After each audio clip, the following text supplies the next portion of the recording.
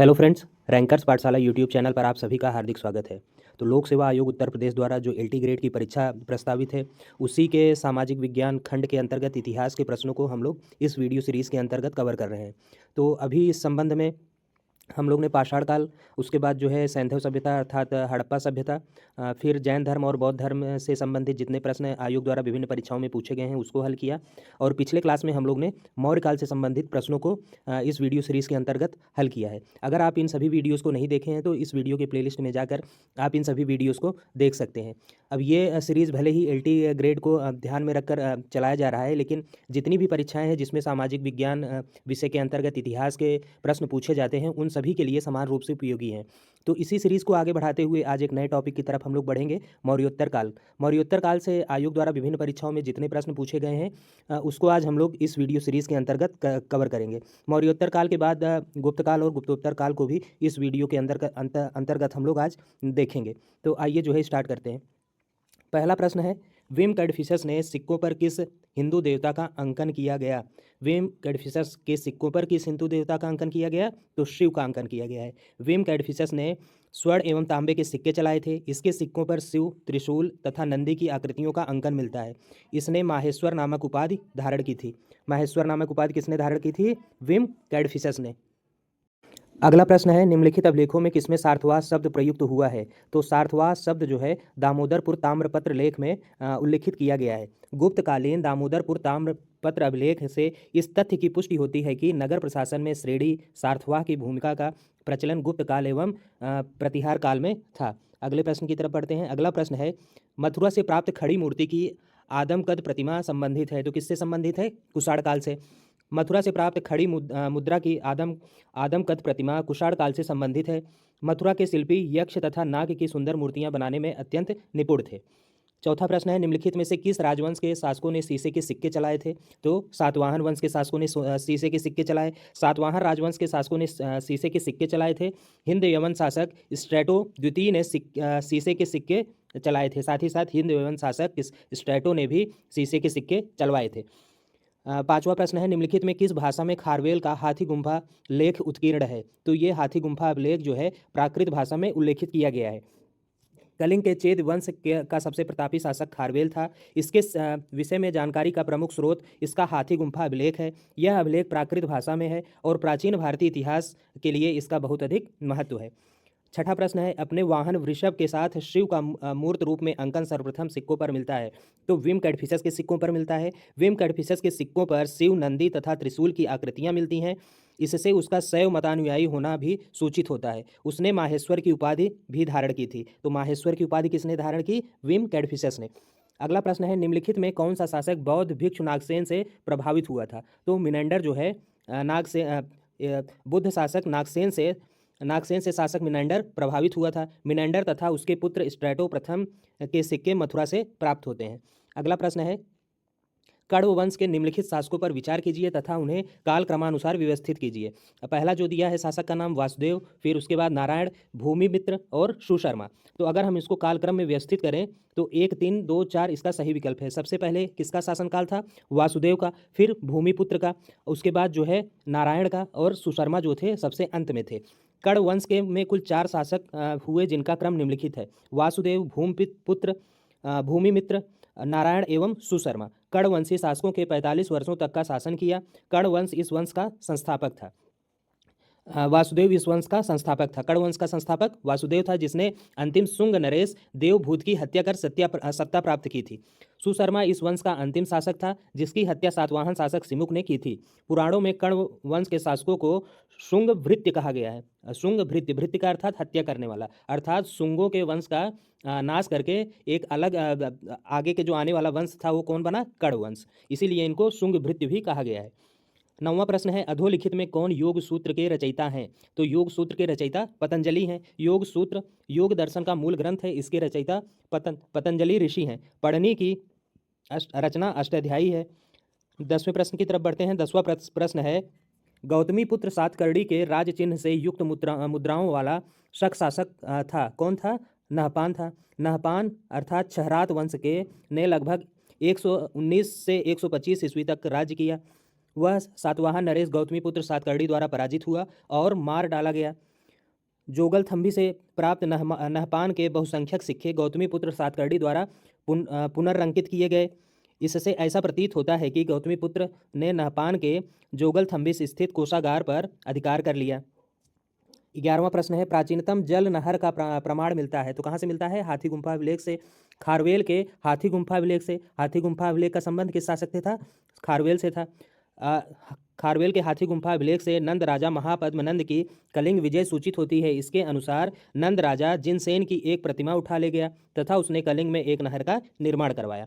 अगले प्रश्न की तरफ बढ़ते हैं। अगला प्रश्न है, कुषाण शासक अधोलिखित यूची जात की किस शाखा से संबंधित थे? तो कई शुआंग की शाखा से संबंधित थे। पानकू के ग्रंथ से ज्ञात होता है कि यूची जाति 5 कबीलों में विभक्त थी।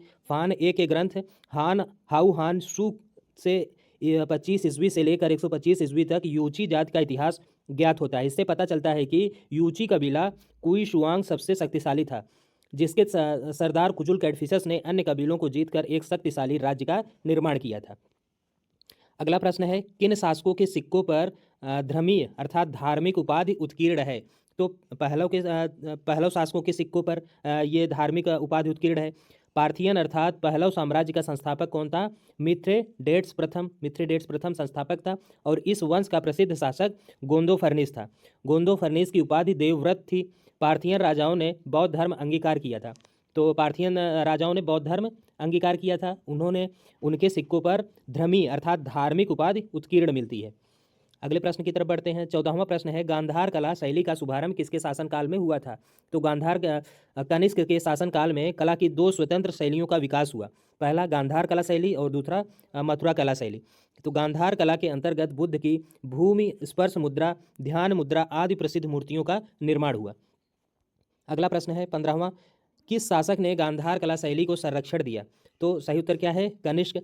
कुषाण शासक कनिष्क के काल में कला के क्षेत्र में 2 स्वतंत्र शैलियों का विकास हुआ, गांधार शैली और मथुरा शैली। इन शैलियों को कनिष्क की ओर से पर्याप्त प्रोत्साहन एवं संरक्षण प्रदान किया गया। गांधार कला यूनानी कला से प्रभावित थी। तो प्रश्न आएगा, गांधार कला किस कला से प्रभावित थी? तो यूनानी कला से प्रभावित थी।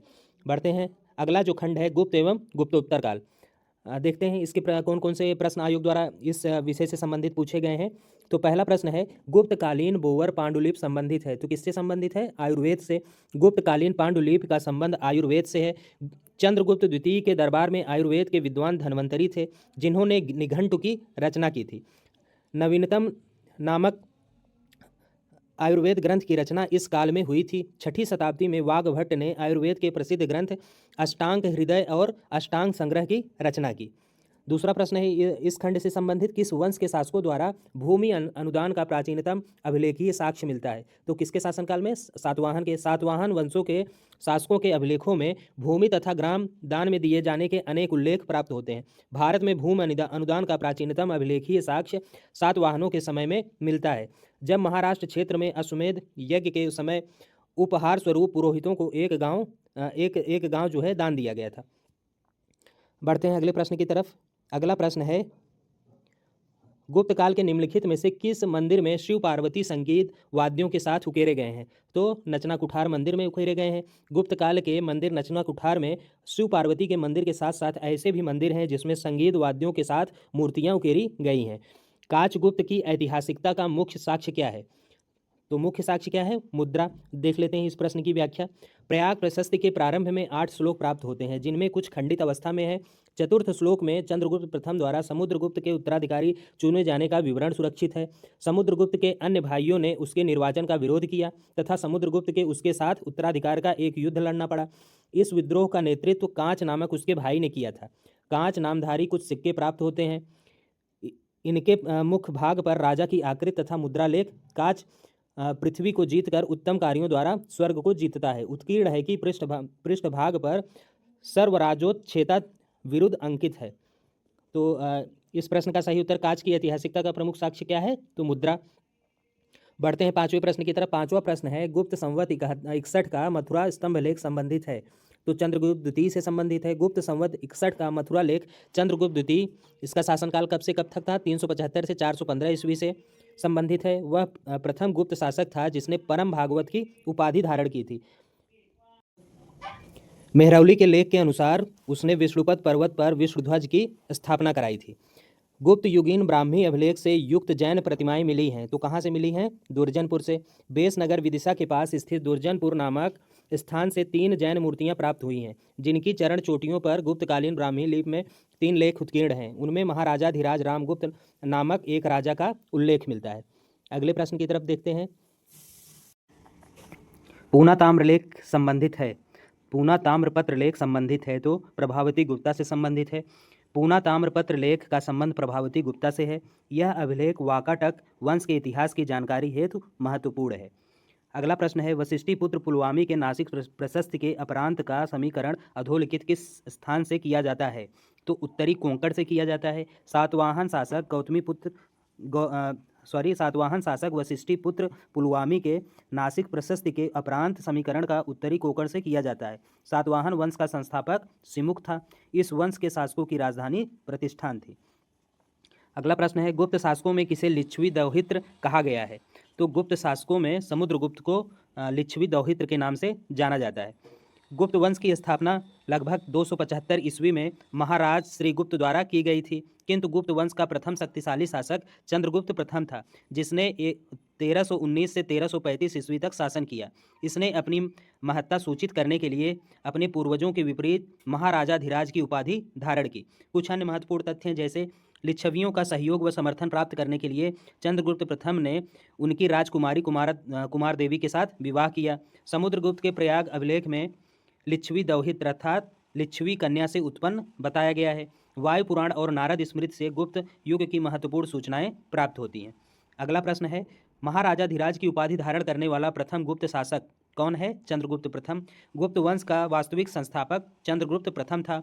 अपनी महत्ता सूचित करने के लिए उसने अपने पूर्वजों के विपरीत महाराजाधिराज की उपाधि ग्रहण की थी।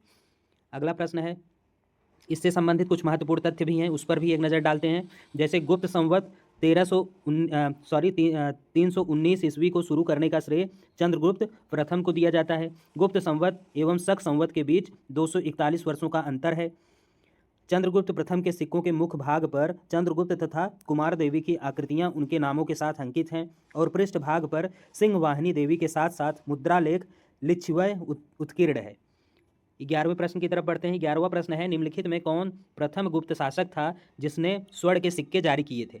तो चंद्रगुप्त प्रथम वह प्रथम गुप्त शासक था जिसने स्वर्ण के सिक्के जारी किए। गुप्त शासकों में चंद्रगुप्त प्रथम तथा द्वारा सर्वप्रथम स्वर्ण सिक्के जारी किए गए। चंद्रगुप्त प्रथम के पूर्व शासक श्रीगुप्त एवं घटोत्कच द्वारा सिक्के जारी करने का कोई साक्ष्य उपलब्ध नहीं है। समुद्रगुप्त द्वारा भी कई प्रकार के सिक्के जारी किए गए थे, परंतु इसका काल चंद्रगुप्त प्रथम के काल के बाद का है। अगले प्रश्न की तरफ बढ़ते हैं। 13वां प्रश्न है, प्रयाग प्रशस्ति का कोट्टूर स्थान निम्नलिखित किस स्थान से समीकृत किया गया है? जो पहला ऑप्शन है विशाखापट्टनम का दक्षिणी समुद्री तटवर्ती क्षेत्र, इसमें जो है बी ऑप्शन करेक्ट है, उड़ीसा के गंजाम जिले में स्थित कोठूर से। तो इस प्रश्न की व्याख्या की तरफ हम लोग एक बार नज़र डालते हैं। समुद्रगुप्त के इतिहास का सर्वप्रथम स्रोत इलाहाबाद स्तंभ लेख अथवा प्रयाग प्रशस्ति है। इसकी रचना समुद्रगुप्त के महासांधि विग्रहिक हरिशेण ने की थी। समुद्रगुप्त के प्रयाग प्रशस्ति से उनके जीवन एवं विजयों के बारे में जानकारी मिलती है।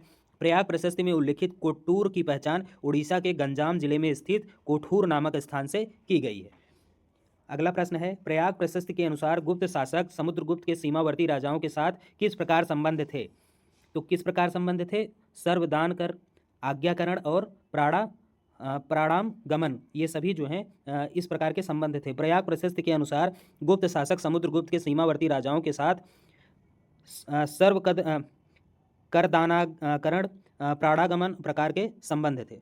बढ़ते हैं अगले प्रश्न की तरफ। कुछ महत्वपूर्ण तथ्य हैं, उस पर भी एक नज़र डालते हैं। जैसे आर्यावर्त नीति, उत्तर भारत, प्रसभोद्धरण अर्थात पूर्णतया उखाड़ फेंकना एवं विलय करना। दक्षिण पथ नीति क्या थी? ग्रहण मोक्षानुग्रह अर्थात विलय न करना, मात्र करत बनाकर छोड़ देना। अटविक राजनीति क्या थी? ये परचारकृत अर्थात सेवक बना देना से इसका संबंध था। अगला प्रश्न है 14वां, पुंड्रवर्धन अधोलिखित किस स्थान से समीकृत किया गया है? तो पुंड्रवर्धन उत्तरी बंगाल से समीकृत किया गया है। गुप्त शासक कुमारगुप्त प्रथम 415 से 455 ईस्वी के समय उत्तरी बंगाल में पुंड्रवर्धन नामक गुप्तों का एक प्रदेश था। आधुनिक बांग्लादेश के दिजनापुर जिले में स्थित दामोदरपुर से उसका ताम्रपत्र मिलता है, जिसमें इस प्रांत का उल्लेख है। लगभग एक सदी तक यह प्रांत गुप्त साम्राज्य का अभिन्न अंग रहा। अगला प्रश्न है, समुद्रगुप्त के समय कांची का राजा कौन था? तो समुद्रगुप्त के समय कांची का राजा विष्णुगुप्त था। समुद्रगुप्त के समय कांची का राजा विष्णुगुप्त था। विष्णुगुप्त संभवतः पल्लव वंशी राजा था। कांची मद्रास स्थित कांचीवरम है। समुद्रगुप्त ने दक्षिण भारत के 12 शासकों को पराजित किया, जिसमें कांची का विष्णुगुप्त भी शामिल है। समुद्रगुप्त की दक्षिणापथ विजय को राय चौधरी ने धर्म विजय की संज्ञा प्रदान की है। अगला प्रश्न है 16वां, प्रथम गुप्त शासक जिसने परम भागवत की उपाधि धारण की थी? तो चंद्रगुप्त द्वितीय द्वारा सर्वप्रथम परम भागवत की उपाधि धारण किया गया। चंद्रगुप्त द्वितीय विक्रमादित्य वह प्रथम गुप्त शासक था जिसने परम भागवत की उपाधि धारण की। मेहरौली लेख के अनुसार उसने विश्वपद पर्वत पर विश्वध्वज की स्थापना कराई थी। उत्तर प्रदेश माध्यमिक शिक्षा सेवा चयन बोर्ड ने आरंभिक उत्तर कुंजी में इस प्रश्न का उत्तर विकल्प डी को माना था, लेकिन संशोधित उत्तर कुंजी में इसको विकल्प बी माना गया। जो आयोग द्वारा इसका विकल्प बी माना गया है, लेकिन जो सही उत्तर है इसका चंद्रगुप्त मौर्य द्वारा ही परम भागवत की उपाधि धारण की गई थी। गया और नालंदा से प्राप्त 2 ताम्रलेखों पर क्रमशः गुप्त संवत 9 तथा 5 की तिथियां अंकित हैं। इसमें समुद्रगुप्त का नाम तथा उसकी कुछ उपाधियां उल्लिखित हैं। इसमें समुद्रगुप्त को परम भागवत कहा गया है, किंतु इन लेखों में भाषा तथा व्याकरण संबंधी अनेक अशुद्धियां हैं और तिथि भी भ्रामक है। अतः फ्लीट डी सरकार आदि विद्वानों ने इन दोनों ही ताम्रपत्रों को जाली घोषित किया है। बढ़ते हैं अगले प्रश्न की तरफ। अगला प्रश्न है, वाकाटक शासक निम्नलिखित में से कौन सा था? तो वाकाटक शासक प्रवरसेन प्रथम था। प्रवरसेन प्रथम वाकाटक वंश का एकमात्र ऐसा शासक था जिसने सम्राट की उपाधि धारण की थी। यह एक धर्मनिष्ठ ब्राह्मण था जिसने 4 अश्वमेध यज्ञ तथा 1 वाजपेयी यज्ञ के अतिरिक्त अन्य अनेक वैदिक यज्ञों का अनुष्ठान किया था। कुछ अन्य महत्वपूर्ण तथ्य इससे संबंधित उस पर भी एक नज़र डालते हैं। जैसे वाकाटक नरेश प्रवरसेन प्रथम के समय में दक्षिण कोसल पर वाकाटकों ने अधिकार किया। वाकाटक वंश की स्थापना 255 ईस्वी में विंध्य शक्ति ने की थी। रुद्रसेन द्वितीय 385 से 390 ईस्वी वाकाटक शासक पृथ्वीसेन प्रथम का पुत्र और उसका उत्तराधिकारी था। इसके साथ चंद्रगुप्त द्वितीय गुप्त शासक ने अपनी पुत्री प्रभावती गुप्ता का विवाह किया था। पृथ्वीसेन द्वितीय वाकाटक वंश की मुख्य शाखा का अंतिम शासक हुआ। उसने वाकाटक वंश के खोजे हुए भाग का निर्माता कहा जाता है। 18वां प्रश्न है, चीनी यात्री फहियान भारत आया किसके शासनकाल में? तो चंद्रगुप्त द्वितीय के शासनकाल में फहियान भारत आया था। चंद्रगुप्त द्वितीय विक्रमादित्य के शासनकाल में चीनी यात्री फहियान ने भारत के विभिन्न स्थानों का भ्रमण किया। उसका जन्म चीन के यू चांग नामक स्थान में हुआ था। कुछ अन्य महत्वपूर्ण तथ्य हैं, जैसे फहियान मध्य देश के ब्राह्मणों का देश कहता है, जहाँ लोग सुखी एवं समृद्ध थे। फहियान ने कपिलवस्तु नगर को उजड़ा हुआ पाया।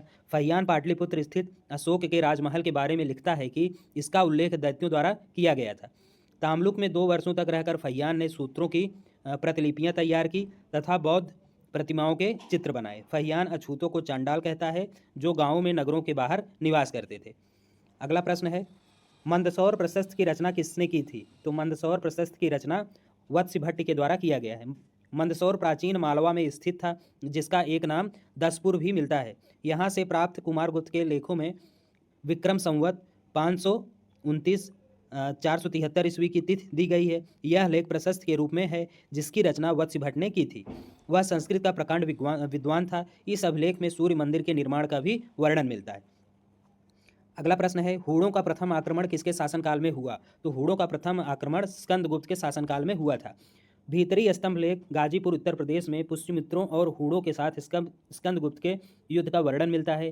हूण मध्य एशिया में निवास करने वाली एक बर्बर जाति थी, जिसका प्रथम आक्रमण समुद्रगुप्त के समय में हुआ, जिसमें हूण पराजित हुए। यूए राय के अनुसार इसका नेता खुशनेवाज था, जिसने ईरान के ससानी शासकों को दबाने के बाद भारत पर आक्रमण किया होगा। कुछ अन्य महत्वपूर्ण तथ्य हैं, जैसे सोमदेव के कथा सरित सागर में उल्लेख मिलता है कि उज्जैनी के राजा महेंद्रादित्य के पुत्र विक्रमादित्य ने म्लेच्छों को जीता था। जूनागढ़ अभिलेख से उसके सुव्यवस्थित शासन एवं गिरनार के पुरपत चक्रपालित द्वारा सुदर्शन झील के बांध के पुनर्निर्माण का विवरण सुरक्षित है।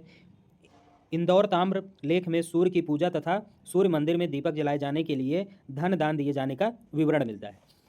अगला प्रश्न है, इससे संबंधित होड़ सरकार मिहिरकुल को पराजित किया था। तो किसने पराजित किया? नरसिंह गुप्त ने। होड़ नरेश मिहिरकुल को बड़ा क्रूर एवं आतताई माना जाता था।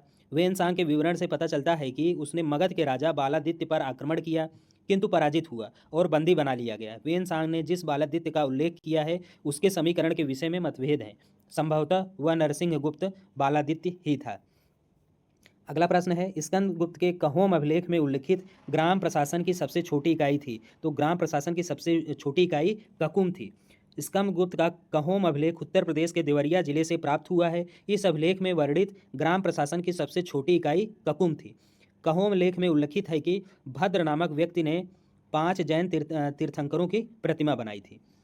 अगला प्रश्न है, गुप्त काल में सार्थवाह को कहा जाता था। तो सार्थवाह को क्या कहा जाता था? व्यापारिक कारवां का प्रमुख।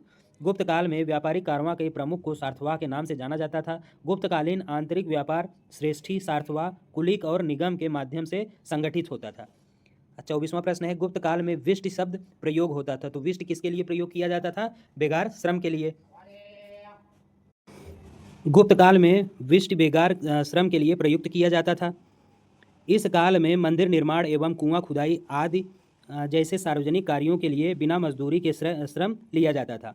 कुछ अन्य महत्वपूर्ण हैं, जैसे अग्रहार स्कंद गुप्त के अभिलेख से पता चलता है कि ऐसे अनुदान में पूरा ग्राम ही दान दे दिया जाता था, जिसे अग्रहार कहा जाता था।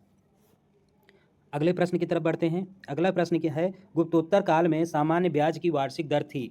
तो कितनी थी? 24%। गुप्तोत्तर काल में सामान्य ब्याज की वार्षिक दर 24% थी। गुप्तोत्तर काल में व्यापार में गिरावट आई। इस समय अधिक उत्पादन के प्रति लोगों में उत्साह नहीं था, क्योंकि अतिरिक्त उत्पादन का अधिक भाग जमींदार ले लेते थे। 26वां प्रश्न है, रूपक सिक्के प्रचलन में थे। तो रूपक सिक्के गुप्तों के शासनकाल में प्रचलित थे। रजत सिक्के जारी करने वाला प्रथम गुप्त शासक चंद्रगुप्त द्वितीय विक्रमादित्य था। इस सिक्के को रुपया अर्थात रूपक कहा जाता था। चंद्रगुप्त द्वितीय ने शक मुद्राओं के ही अनुकरण पर रजत मुद्राओं को उत्कीर्ण करवाया।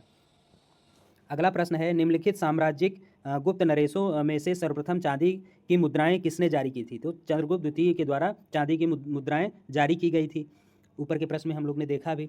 28वां प्रश्न है, हर्ष के शासन के समय वल्लभी का राजा कौन था? तो हर्ष के शासनकाल के समय वल्लभी का राजा ध्रुवसेन द्वितीय था। वल्लभी का राज्य आधुनिक गुजरात प्रांत में स्थित था। वहाँ का शासक ध्रुवसेन द्वितीय हर्ष का समकालीन था। 29वां प्रश्न है, पुलकेशियन द्वितीय के ऐहोल अभिलेख का रचनाकार था। तो रवि कीर्ति था। ऐहोल अभिलेख का रचनाकार रवि कीर्ति को माना जाता है। इस प्रश्न की व्याख्या की तरफ हम लोग एक बार नजर डालते हैं। पुलकेशियन द्वितीय ने ऐहोल अभिलेख में हर्षवर्धन की गज सेना का उल्लेख है। हर्षवर्धन और पुलकेशियन के बीच यह युद्ध नर्मदा नदी के तट पर हुआ, जिसमें हर्ष पराजित हुआ। कुछ अन्य महत्वपूर्ण तथ्य हैं, जैसे वेनसांग ने भी अपने यात्रा वृत्तांत में इसका उल्लेख किया है। ऐहोल अभिलेख के रचनाकार रवि कीर्ति हैं। पुलकेशियन द्वितीय चालुक्य वंश का सर्वाधिक योग्य एवं शक्तिशाली शासक था। पुलकेशियन द्वितीय ने अपने चाचा मंगलेश तथा उसके समर्थकों की हत्या कर चालुक्य वंश की गद्दी पर बैठा। 30वां प्रश्न है, पुलकेशियन द्वितीय के किस सामंत ने शब्दावतार नामक व्याकरण ग्रंथ की रचना की? तो किसने की? गंगाराज दुर्विनीत ने।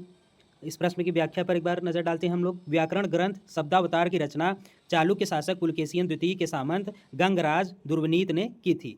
ऐहोल प्रशस्ति पुलकेशियन द्वितीय के विषय में जानकारी का प्रमुख स्रोत है।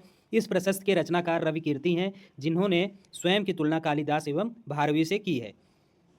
31वां प्रश्न है, निम्नलिखित में से किस महाकवि ने सती प्रथा का विरोध करते हुए इसे आत्महत्या माना है? तो बाणभट्ट ने इसका विरोध करते हुए इसको आत्महत्या की संज्ञा दी। बाणभट्ट हर्ष के दरबारी कवि थे। इन्होंने हर्षचरित एवं कादंबरी की रचना की। बाणभट्ट ने सती प्रथा का विरोध करते हुए इसे आत्महत्या माना है। मेघातिथि ने भी सती प्रथा का विरोध किया है। अगला प्रश्न है, निम्नलिखित में से कौन हर्ष का दरबारी कवि नहीं था? तो भवभूति जो है हर्ष का दरबारी कवि नहीं था, बल्कि बाण, मयूर और दिवाकर हर्ष के दरबारी कवि थे। भवभूत कन्नौज के राजा यशो वर्मन का दरबारी कवि थे, जबकि बाण, मयूर और दिवाकर हर्ष के दरबारी कवि थे। बाणभट्ट हर्ष के प्रमुख दरबारी कवि थे, जिन्होंने हर्षचरित तथा कादंबरी की रचना की। सूर्य शतक नामक 100 श्लोकों का संग्रह मयूर ने लिखा था। प्रसिद्ध गणितज्ञ ब्रह्मगुप्त का जन्म भी हर्ष के समय में ही हुआ था। 33वां प्रश्न है, बाणभट्ट ने किसे हूण हरिण केसरी कहा था? तो बाणभट्ट ने प्रभाकर वर्धन को हूण हरिण केसरी के नाम से पुकारा था। प्रभाकर वर्धन एक शक्तिशाली राजा था। उसकी उपलब्धियों का विवरण बाणभट्ट के हर्षचरित में इस प्रकार प्राप्त होता है कि वह होड़ रूपी हरिण के लिए सिंह, सिंधु देश के राजा के लिए ज्वर, गुर्जर को चैन से न सोने देने वाला, और गंधार राज रूपी मस्त हाथी के लिए जलता हुआ बुखार, लाट देश की चालाकी का अंत करने वाला, मालवा देश की लक्ष्मी रूपी लता को काट देने वाली कुठार के समान, प्रभाकर वर्धन एक अन्य नाम प्रतापशील से दूर दूर तक विख्यात था। बढ़ते हैं 34वें प्रश्न की तरफ। 34वां प्रश्न है, कादंबरी किसने लिखी थी? तो कादंबरी बाणभट्ट के द्वारा रचित एक रचना है। कादंबरी बाणभट्ट की रचना है। यह संस्कृत गद्य साहित्य की सर्वोत्कृष्ट रचना है। इस पुस्तक को 2/3 भागों की रचना बाणभट्ट ने की थी, वहीं शेष भाग पुलिंद भट्ट द्वारा लिखा गया है। कुछ अन्य महत्वपूर्ण तथ्य हैं, जैसे बाणभट्ट हर्ष के दरबारी कवि थे। बाणभट्ट वात्स्यायन गोत्र के थे। इनकी भेंट हर्ष से अचिरावती नदी तट पर स्थित मणितारा स्कंधावतार में हुई। बाणभट्ट ने हर्षचरित एवं चंडी शतक की रचना की थी। हर्षचरित में कुल 8 उच्छ्वास, अध्याय एवं तुला यंत्र, घंटी यंत्र, रहट का उल्लेख मिलता है। 35वां प्रश्न है, संस्कृत भाषा में उत्कीर्ण पहला अभिलेख प्राप्त हुआ था। कहाँ से प्राप्त हुआ? गिरनार से। रुद्रदामन का शासनकाल 130 से 150 ईस्वी तक का था। का जूनागढ़ अभिलेख गुजरात के गिरनार पर्वत पर प्राप्त हुआ है। ब्राह्मी लिपि में उत्कीर्ण संस्कृत भाषा का यह अभिलेख अब तक प्राप्त संस्कृत अभिलेखों में सबसे प्राचीनतम है। इस अभिलेख में संस्कृत काव्य शैली का प्राचीनतम नमूना प्राप्त होता है। 36वें प्रश्न पे बढ़ते हैं। 36वां प्रश्न है, अमरावती स्तूप किस जिले में स्थित है? तो अमरावती स्तूप गुंटूर जिले में स्थित है। अमरावती स्तूप आंध्र प्रदेश के गुंटूर जिले में कृष्णा नदी के तट पर स्थित है। लेखों में अमरावती का नाम धन्य कटक मिलता है। तो इस प्रकार जो है आज हमने गुप्तोत्तर काल के साथ साथ गुप्त काल और गुप्तोत्तर काल और इसके साथ ही मौर्योत्तर काल के प्रश्नों को हम लोग ने इस वीडियो में हल किया है, जो अभी तक आयोग द्वारा विभिन्न परीक्षाओं में पूछा गया था। तो उम्मीद करते हैं कि ये वीडियो आपको पसंद आया है। पसंद आया तो इस वीडियो को लाइक ज़रूर करें। अगर आप हमारे चैनल पर पहली बार विजिट कर रहे हैं तो इस चैनल को सब्सक्राइब करना ना भूलें। मिलते हैं किसी अन्य वीडियो में, तब तक के लिए धन्यवाद।